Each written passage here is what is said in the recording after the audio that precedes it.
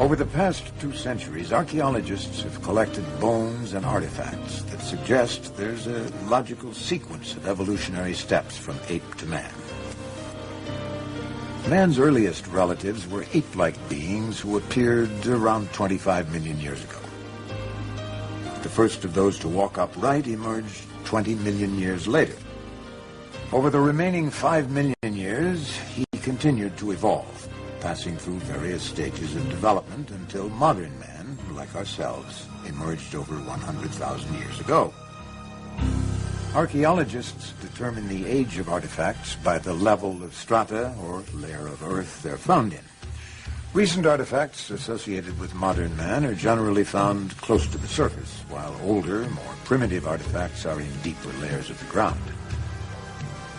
But sometimes artifacts are found that break all the rules. Archaeologists call them anomalous artifacts. What happens when we find a modern human skull in rock strata far beneath even the oldest of man's ancestors? In their controversial book, Forbidden Archaeology, Michael Cremo and Dr. Richard Thompson have documented hundreds of these anomalous artifacts which have yet to be explained. In 1880, California state geologist J.D. Whitney was intrigued by an unexpected discovery made 300 feet under Table Mountain. While digging for gold, miners unearthed a variety of stone tools such as mortar and pestles and ladles. Incredibly, the rock strata the tools were reportedly found in was dated as early as 55 million years old. This bizarre evidence seems to have been well documented, yet the general public and many within the scientific community are unaware of these controversial finds. The question is, why haven't we heard of these discoveries before? Oh, I think we're talking about a massive cover-up. As I said, over the past 150 years, these archaeologists and anthropologists have covered up as much evidence as they've dug up, literally.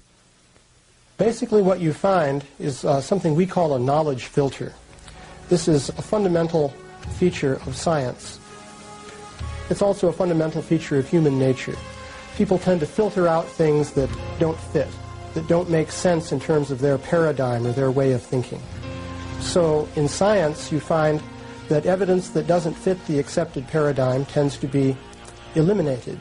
It's not taught, it's not discussed, and people who are educated in scientific teachings generally don't even learn about it. It's not necessarily a deliberate conspiracy in the sense of some people getting together in a smoke-filled room and saying, we're going to deceive people. It's something that happens automatically within the scientific community.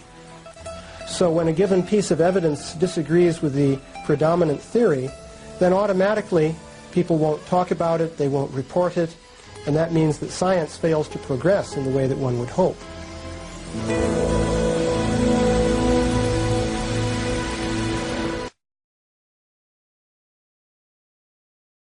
But according to science investigator Richard Milton, Darwin's theory of how man evolved from the apes has some critical problems. The building behind me is London's Natural History Museum. It looks rather like a cathedral or a church, and in a way that's what it is. It's a kind of temple to Darwin's theory of evolution. People come to museums like the Natural History Museum to get answers to their question, have we evolved from apes? Do humans and apes share a common ancestor? And to look at an exhibit like this, you'd think that question had been answered decisively yes. But the answer is far from decisive. In fact, this representation is an interpretation of the fossils, the interpretation of one group of scientists. There are other interpretations, but you won't find them in this museum or any other museum in the world.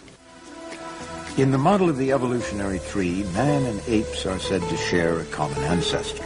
However, evidence of that common ancestor is highly contested. That's why it is still called the missing link. When Darwin's theory of evolution was embraced, it was assumed that in the next century enough fossil evidence would be found to prove that man had evolved from the apes. Darwinists have promised us a missing link, and so they've got to deliver. They've got to come up with one. Any missing link will do, it seems.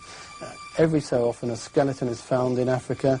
its discoverers describe it as being the missing link, the headlines come and go, and then later on, that skeleton, those bones are reclassified either as human or as ape. And so far, the missing link is still missing.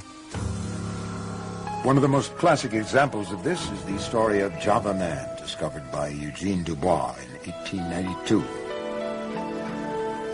Dubois discovered a very primitive-looking ape-like skull cap, and he discovered this thigh bone about 40 feet away.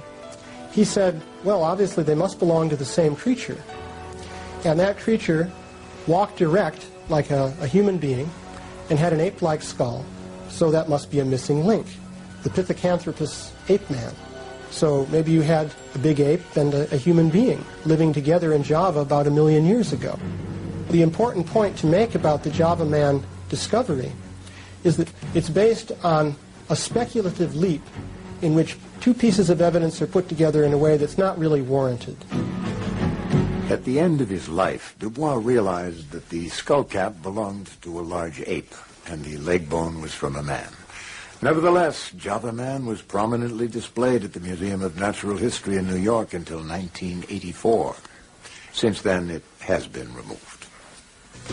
Today, museums all over the world display models of yet another skeleton they call the missing link, the common ancestor of both man and ape.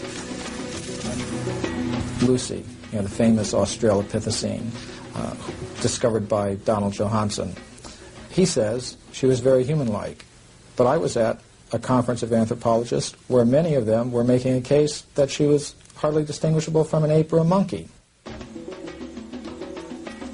These bones have been restored to resemble a missing link, part human, part ape, and Lucy is now thought of as being our long-lost ancestor.